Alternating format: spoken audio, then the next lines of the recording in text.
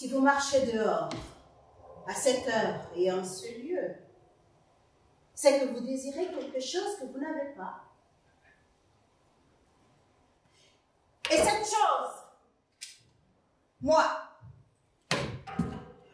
je peux vous la fournir.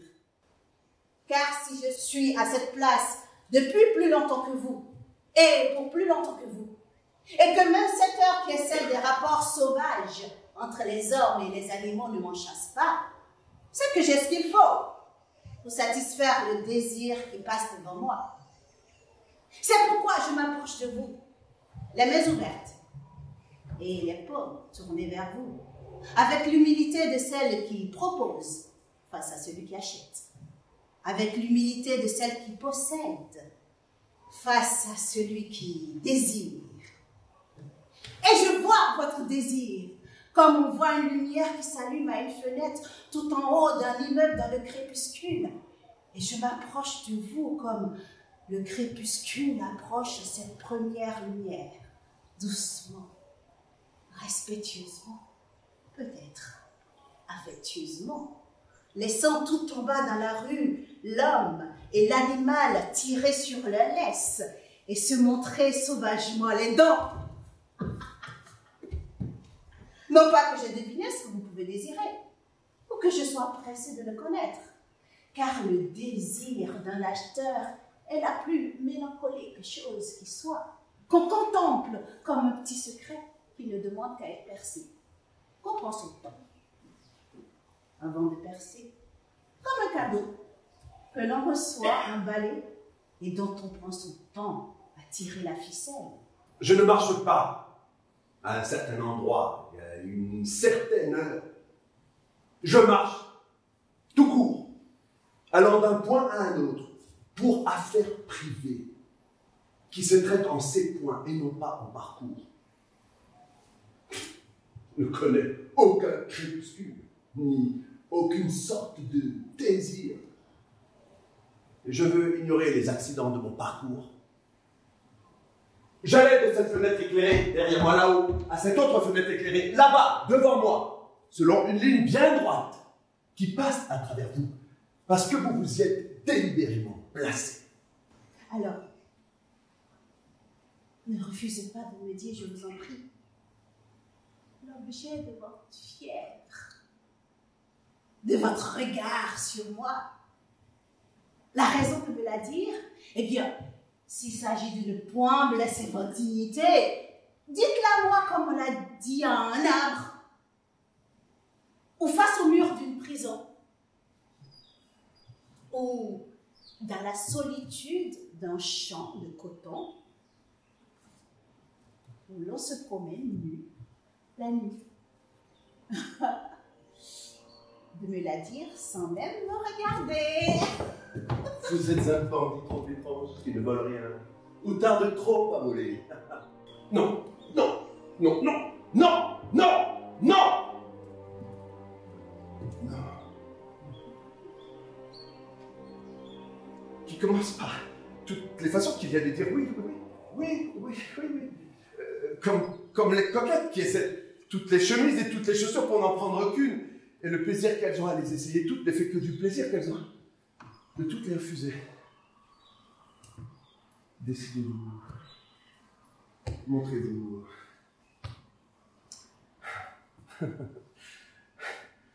Êtes-vous la brute qui écrase le pavé ou êtes-vous commerçante?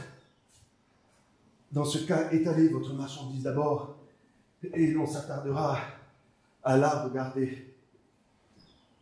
C'est parce que je vais être commerçante et non brute, mais vraie commerçante, que je ne vous dis pas ce que je possède et que je vous propose. Car je ne veux pas endurer de refus qui est la chose au monde que tout commerçant redoute le plus. Parce que c'est une arme dont il ne dispose pas. Ainsi, moi, je n'ai jamais appris à dire non et ne veux point l'apprendre. Mais toutes les sortes de oui, je les sais. Oui, attendez un peu. Attendez beaucoup. Attendez avec moi, là, une éternité. Oui, je l'ai. Je l'aurai. Je l'avais. Je l'aurai à nouveau. Je ne l'ai jamais eu, mais je l'aurai pour vous. et que l'on vienne me dire. Mais tant qu'on a un désir, qu'on l'avoue et que vous n'ayez rien pour le satisfaire, je dirais, j'ai ce qu'il faut pour le satisfaire. Et si on me dit, imaginez pourtant que vous ne l'ayez pas, oh, même en imaginant, je l'ai toujours. Et qu'on me dise, ah, mais tant que ce désir soit tel qu'absolument vous ne voulez même pas avoir l'idée de ce qu'il faut pour le satisfaire. Eh bien, même en ne le voulant pas, malgré cela, j'ai ce qu'il faut quand même. Et plus un vendeur est correct, plus l'acheteur est pervers.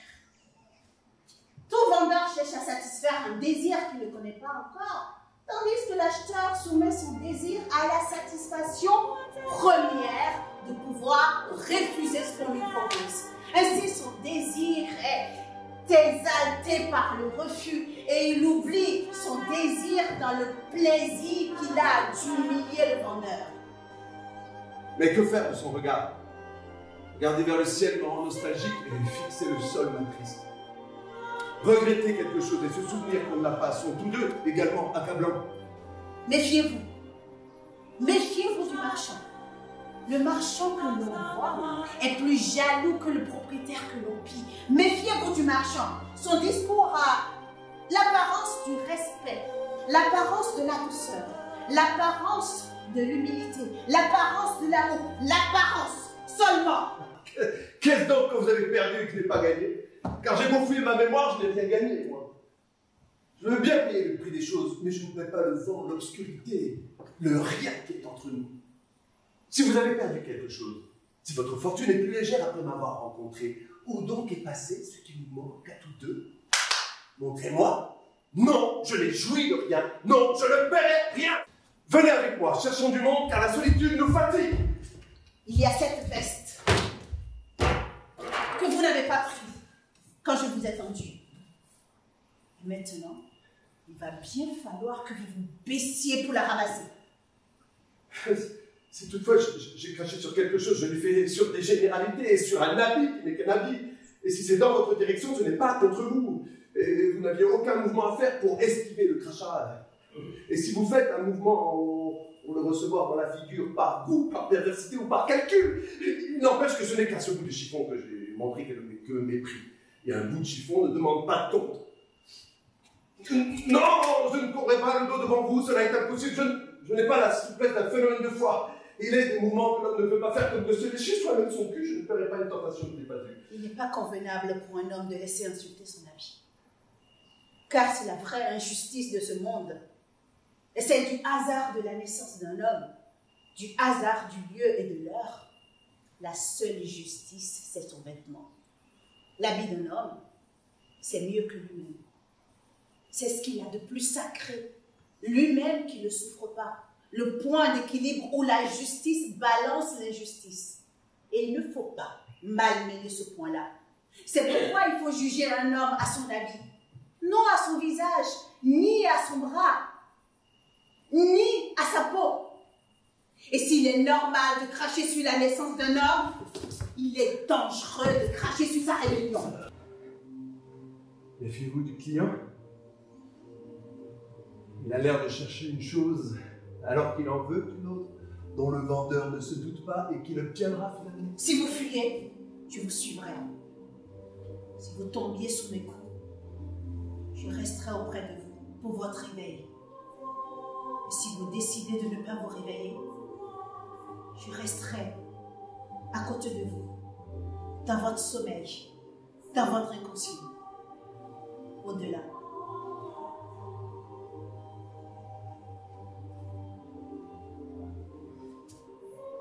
Pourtant, je ne souhaite pas me battre contre vous.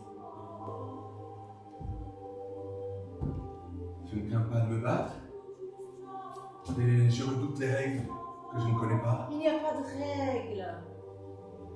Il n'y a que des moyens. Il n'y a que des armes.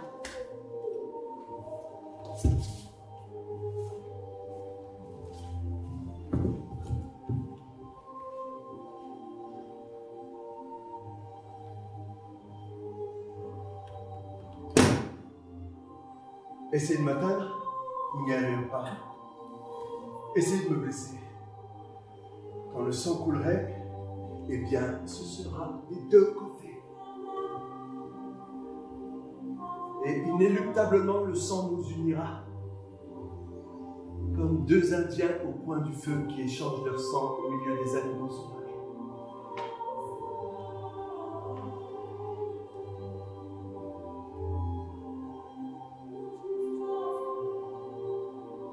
Il n'y a pas d'amour. Il n'y a pas d'amour. Non, vous ne pourrez rien atteindre qui ne le soit déjà. Parce qu'un homme meurt d'abord, puis cherche sa mort. Et la rencontre finalement par hasard, sur le trajet hasardeux d'une lumière à une autre lumière. Et il dit, donc ce n'était que cela. Si vous, dans le vacarme de la nuit, n'avez-vous rien dit que vous désiriez de moi et que je n'aurais pas entendu? Je n'ai rien dit. Je n'ai rien dit. Et vous, n'avez-vous rien dans la nuit, dans l'obscurité si profonde qu'elle demande trop de temps pour qu'on s'y habitue, proposé que je n'ai pas deviné? Rien.